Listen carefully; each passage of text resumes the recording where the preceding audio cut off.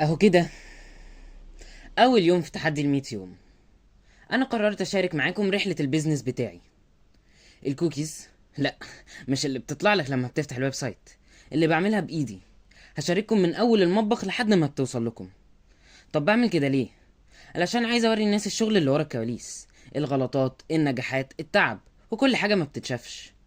بدأت اعمل كوكيز في اول الكورونا عشان كنت زهقان، ودلوقتي بحاول اتوسع بمساعدتكم. كل يوم او تقريبا كل يوم هنزل فيديو صغير. يوم بجهز اوردرات، يوم بجرب وصفة جديدة، يوم بستكشف حاجة تفيدني في التسويق او التصوير او التغليف. الموضوع مش بس كوكيز، الموضوع اني ابدأ واكمل واطور، وخدكوا في رحلة معايا. لو بتحب الحلويات او بتحب تتفرج على ناس وهي بتحاول، تابعني وشجعني وقولي رأيك. ولو عندك فكرة او طلب معين ابعتهولي، يمكن اعملها في يوم من ال100 يوم. يلا بينا.